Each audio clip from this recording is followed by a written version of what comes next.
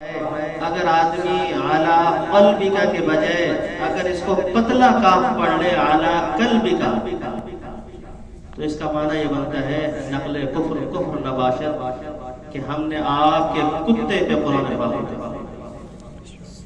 اس سے اندازہ لگائیے تجوید کتنی زیادہ ضروری ہے، کہ ہم نہ جانتے ہوئے بھی کتنے اس قسم کے الفاظوں میں غلطی کر بیٹھتے ہیں۔ عَلَىٰ قَلْبِكَ لِتَكُونَ مِنَ الْمُنذِرِينَ بِلِسَانٍ عَرَبِيٍّ مُبِينٍ، واضح عربی زبان میں قرآن پاک کو اتارا ہے۔ دنیا میں بہت سی زبانیں ہیں، لیکن جتنی تحقیقات عربی زبان پر ہوئی ہے اتنا کسی زبان پر نہیں۔ اردو ہو، انگلش ہو، پشتو ہو، سرائکی ہو، سندھی ہو، پنجابی ہو، کوئی بھی ہو،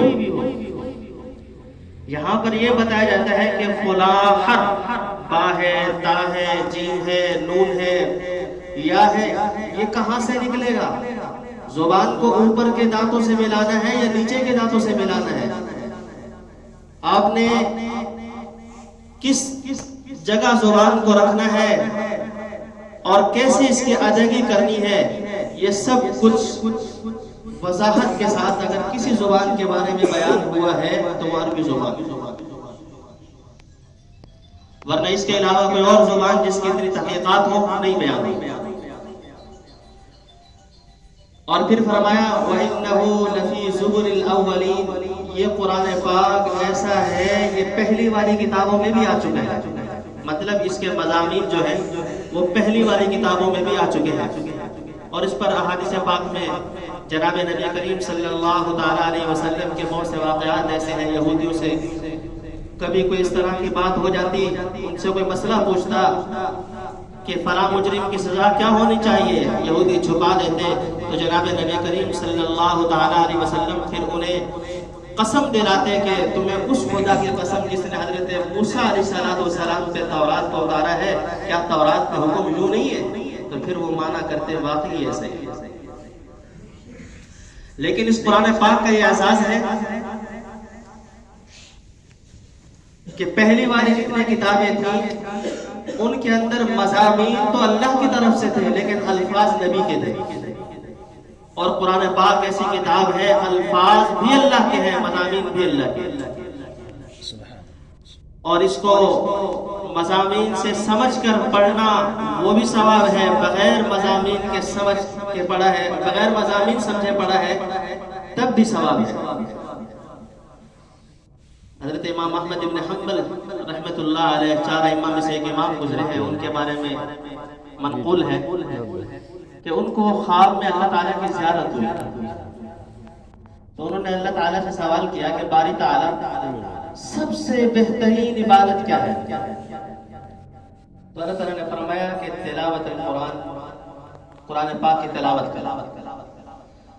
تو حضرت احمد بن حنبل رحمۃ اللہ علیہ نے پھر سوال کیا بفہم او بغیر فہم، سمجھ کر پڑھا جائے یا بغیر سمجھے پڑھا جائے؟ تو جواب آیا بفہم او بغیر فہم، چاہے سمجھ کے پڑھو تب بھی ثواب بہترین ہے، اور اگر بغیر سمجھے پڑھا ہے تب بھی بہترین ثواب ہے۔ آج کل کے لبرل لوگ اس پہ سوال اٹھاتے ہیں کہ جی قرآن پاک کو سمجھے بغیر کیا فائدہ؟ بھئی الفاظ بھی ایک اثر رکھتے ہیں، الفاظ کی بھی ایک تاثیر ہے۔ اگر یوں نہ سمجھ آئے تو میں ایک چھوٹی سی مثال عرض کر دوں۔ ہم کسی کو کہہ دیں نا کہ الو کا پٹھا، اس سے تکلیف ہوتی ہے، غصہ ہو جاتا ہے، حالانکہ حقیقت میں تو وہ نہیں ہے نا، لیکن میرے الفاظ کی تاثیر اگلے کے دل پہ ہو رہی ہے، اور کتنے افسوس کا مقام ہے میرے اور آپ کے الفاظ کی تاثیر تو ہو اور اللہ تعالیٰ کے الفاظ کی تاثیر نہ ہو۔ ناممکن ہے، اللہ تعالیٰ کے الفاظ کی تاثیر بہت زیادہ ہو۔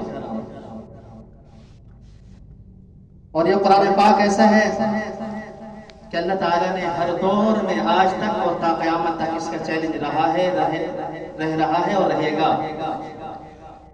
کہ یہ اللہ کی طرف سے اتری ہوئی کتاب ہے، اس کے مقابلے میں کسی کو جرت ہے، ہمت ہے تو وہ مقابلے میں کتاب لے کے آئے۔